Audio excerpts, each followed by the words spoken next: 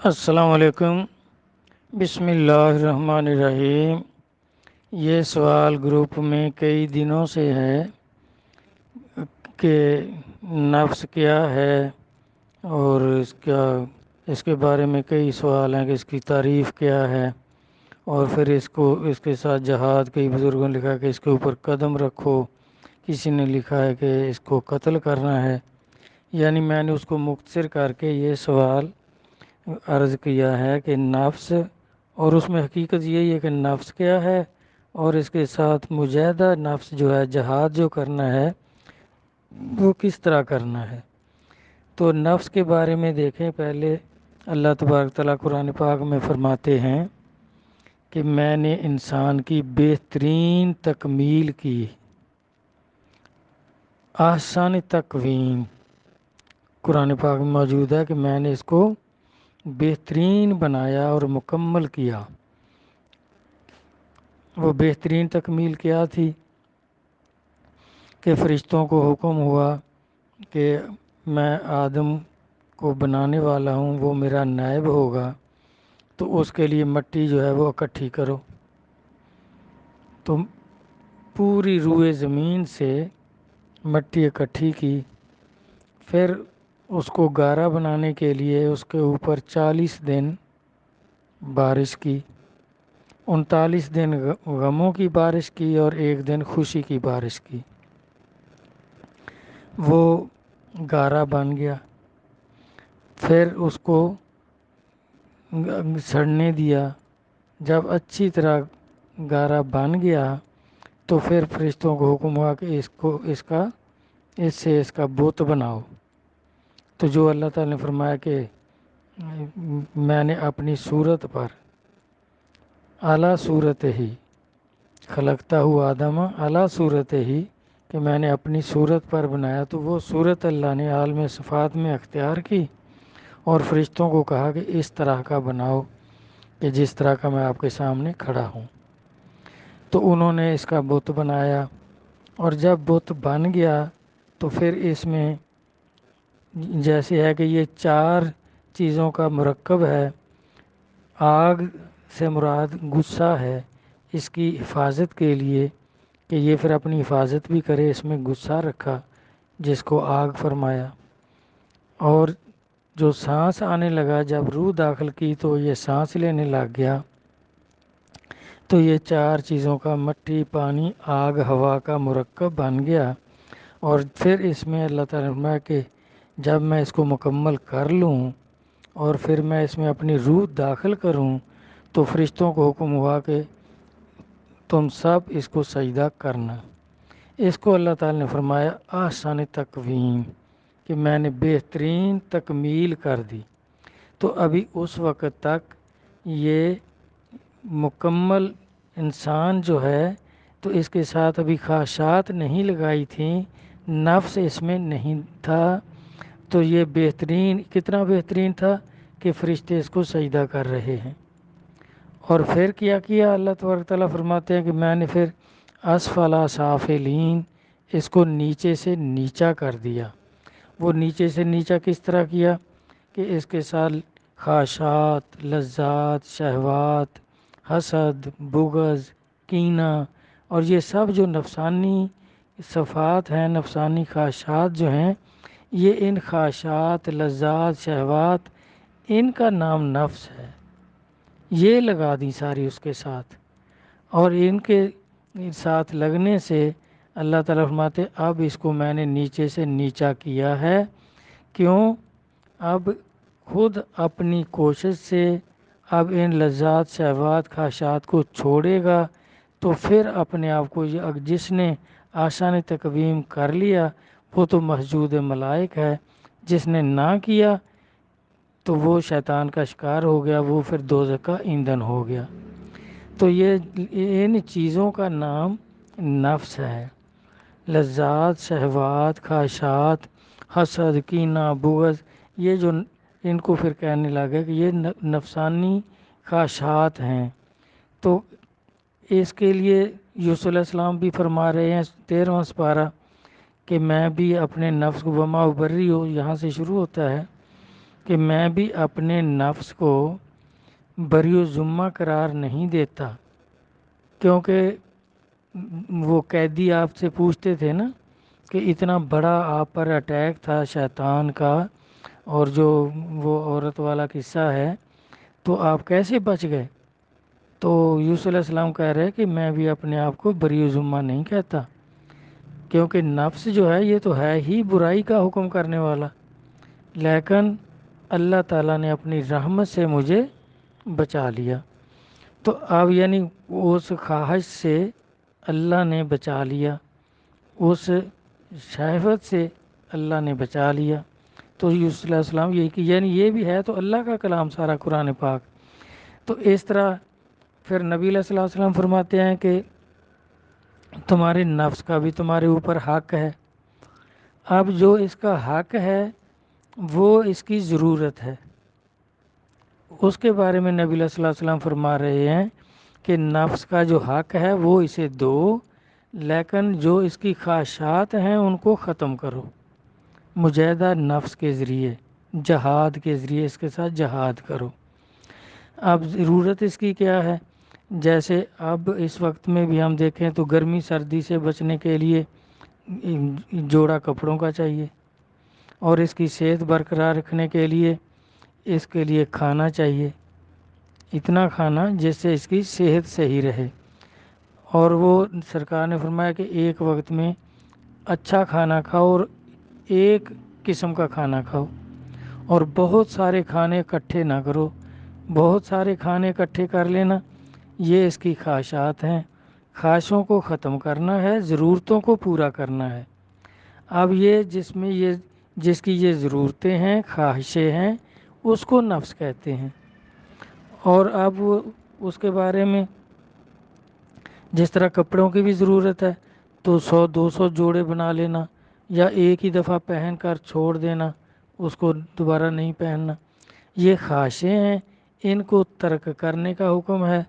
یا جب ان کے اوپر کنٹرول کرو گے تو یہ کنٹرول کرنا جو ہے اس کو کہتے ہیں جہاد نفس، جہاد بن نفس، کہ نفس کا جہاد کرو۔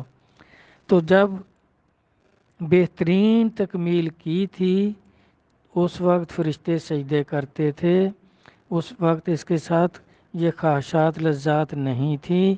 جب یہ لگائیں تو اللہ تعالی نے فرمایا کہ اب میں نے ان کو نیچے سے نیچا کر دیا، اور شیطان نے سجدہ نہیں کیا تھا۔ تو اب اس نے کیا کہا؟ اللہ تعالی نے جب پوچھا تو اس میں بھی وہ نفس موجود تھا، خواہشات موجود تھیں، کیونکہ وہ فرشتہ نہیں تھا، وہ جنوں میں سے تھا۔ تو اس نے اپنی اس خواہش کے مطابق کہ اللہ تعالیٰ اس کو نائب نہ بنائے، آدم علیہ السلام کو، مجھے اپنا نائب بنائے، یہ اس کے اندر خواہش تھی، جس کی وجہ سے اس نے سجدہ نہیں کیا، وہ کھڑا رہا اکڑ کر کہ میں اس سے بہتر ہوں۔ تو اللہ تعالیٰ نے تو نے تکبر کیا۔ اب یہ تکبر کرنا، یہ خواہش جو ہے یہ بھی نفسانی خواہش ہے، کیونکہ نفس اور شیطان یہ دو جو ہیں یہ اللہ کے دشمن ہیں، اللہ کے نافرمان ہیں، یہ اللہ کا کہا نہیں مانتے، اللہ کا حکم نہیں مانتے، یہ اپنی مرضی کرتے ہیں۔ اپنی مرضی جو ہے اس کو نفس اور نفسانی خواہشات کہتے ہیں، جن کو چھوڑنے کا حکم ہے۔ تو اب اس نے کیا کیا؟ روز ازل ہی روایتوں میں موجود ہے کہ نفس نے شیطان کے ہاتھ پر بیعت کر لی کہ تو میرا پیر ہے، تو بہت تجربہ کار ہے، تو جو مجھے حکم کرے گا میں وہ کروں گا۔ اب روز ازل ہی اس نے بیعت کر لی نفس نے۔ نفس کیا ہے؟ وہی جو خواہشات ہیں، لذات ہیں، جو اس کے اندر جو کمینی خصلتیں ہیں ان کو کہتے ہیں نفس۔ ان خواہشات، لذات اور شہوات ان کو چھوڑنے کا حکم ہے، ان سے دور رہنے کا حکم ہے، لیکن جو اس کی ضرورتیں ہیں جس سے یہ زندہ رہے، جس طرح بزرگوں نے لکھا ہے کہ نفس اس طرح ہے روح کے لیے جس طرح آدمی کے لیے گھوڑا ہے سواری کرنے کے لیے۔ اب گھوڑے کو کھلاتے ہیں، پلاتے ہیں، لیکن اس کو سواری کے لیے استعمال کرتے ہیں، باغی نہیں ہونے دیتے۔ اور اگر وہ باغی ہو تو پھر اس کو سلجھانے کے لیے کوچ رکھتے ہیں، جو اس کو بھوکا رکھتا ہے، مارتا ہے، پھر اس کو ایسے صحیح کرتا ہے، تو وہ صحیح سواری کے کام آتا ہے۔ اب یہ نہیں کہ اس کو بھوکا مار دو تو پھر سواری کس پہ کریں گے۔ تو اس طرح یہ نفس کو بھی مارنے کا حکم نہیں ہے، اس کو تابع کرنے کا حکم ہے۔ جہاد بن نفس کہ اس کی جو ناجائز خواہشیں ہیں، زیادہ خواہشات ہیں جن کے پیچھے جو پڑتا ہے، تو ان کو ترک کرنا ہے، ابلیس کی حکم سے اس کو پاک کرنا ہے، نفس کو روح کے تابع کرنا ہے، کیونکہ روح اس پر سواری کرتا ہے۔ اور اگر یہ باغی ہو جائے، جس کو نفس امارہ کہتے ہیں، تو پھر یہ اپنی مرضی کرتا ہے، اپنی لذات اور خواہشات اور شہوات کے پیچھے پڑتا ہے، روح کمزور ہو جاتا ہے، روح کا کہا نہیں مانتا، اس کے لیے پھر یہ سواری کا کام نہیں کرتا، یہ بغاوت کرتا ہے، کیونکہ اس نے روز ازل شیطان کے ہاتھ پر بیعت کی ہے، تو یہ ہر حکم شیطان کا مانتا ہے۔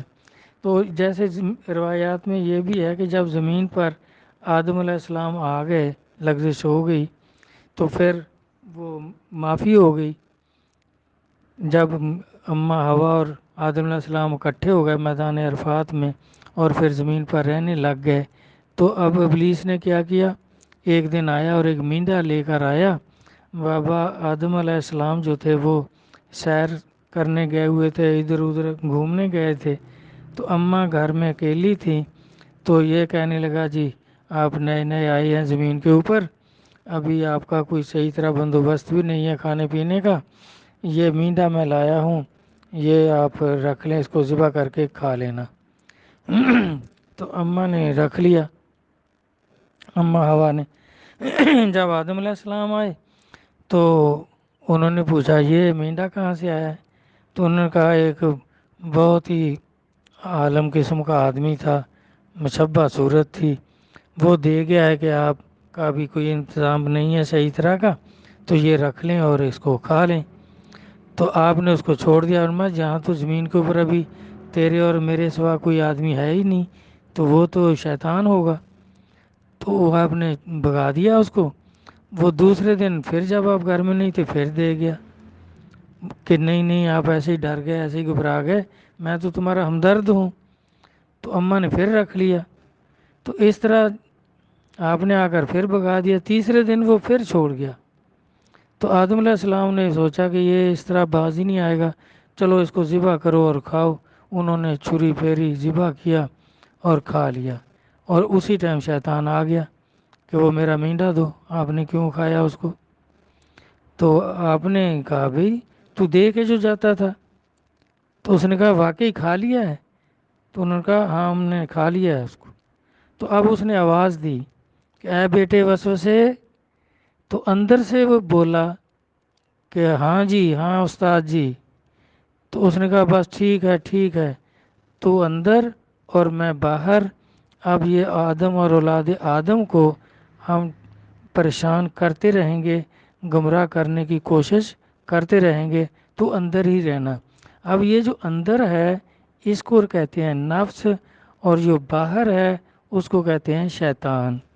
ہیں یہ دونوں ایک ہی نسل کے ہیں، وہ اس کے تابع ہے، اس کی پیروی کرتا ہے نفس جو ہے۔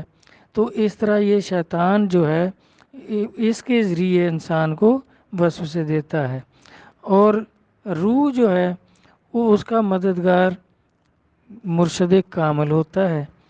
جب کسی کو مرشد کامل مل جائے گا تو پھر وہ نفس کے ساتھ جہاد کرنے کے قابل ہو جائے گی، ورنہ روح کمزور ہے کیونکہ اس کا کوئی مددگار نہیں ہے، اس کو مدد نور ایمان سے پہنچتی ہے، تو وہ تصرف کہاں سے ہوتا ہے؟ اولیاء کرام کے سینے سے ہوتا ہے، یا پہلے انبیاء علیہ الصلوۃ والسلام ہوتے تھے ان کے سینے سے ہوتا تھا۔ تو اب اس طرح بھائی جب مرشد کامل مل جائیں تو پھر اس کے ساتھ جہاد شروع ہوتا ہے۔ اس کے ساتھ جہاد کیا ہے؟ جو سوال میں تھا کہ اس کے اوپر قدم رکھنا ہے، تو وہ بھی یہی ہے کہ اس کی خواہشات کو ختم کرنا ہے اور ضرورتوں کو ختم نہیں کرنا۔ یہ ہندوانہ فقیری جو ہے یہ اس کی ضرورتوں کو بھی تنگ کرتے ہیں، ضرورتوں کو بھی کم کرتے ہیں۔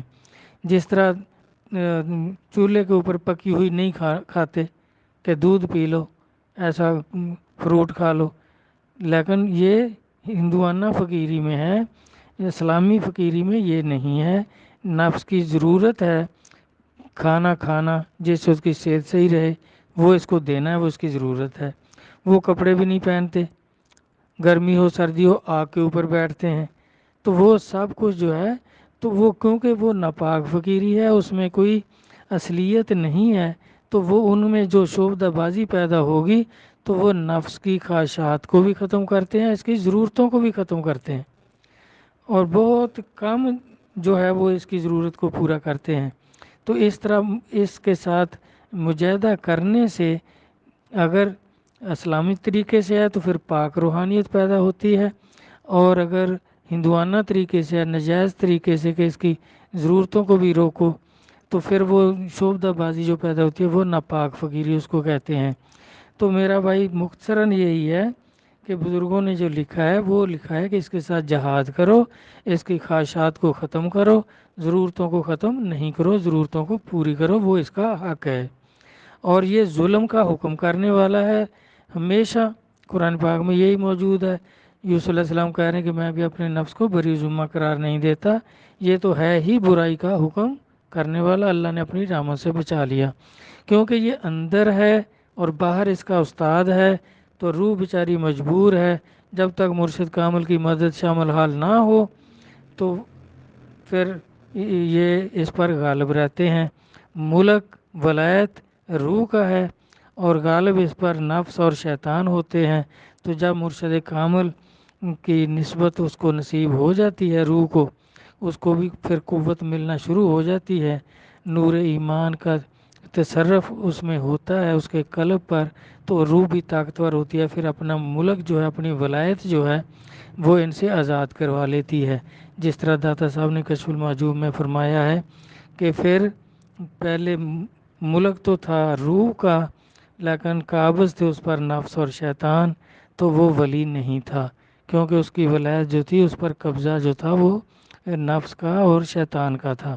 پھر جب مرشد کامل کا تصرف نصیب ہو گیا، نور ایمان نصیب ہو گیا، اس کا قلب بھی قلبی ذکر سے عرش ہو گیا، اس کی نماز معراج ہو گئیں، تو پھر وہ اپنا ملک جو ہے پیر و مرشد کی مدد سے، اللہ کی رحمت سے ان سے آزاد کروا لیتا ہے، پھر وہ ولی ہے، اپنی ولایت پر آپ قابض ہو جاتا ہے۔ تو اس طرح میرا بھائی میں نے عرض کر دیا ہے، امید ہے سمجھ آ گئی ہوگی، اگر پھر بھی کوئی چیز رہ گئی ہو تو دوبارہ ارشاد فرما دینا، انشاءاللہ میں پھر عرض کر دوں گا۔ اللہ حافظ۔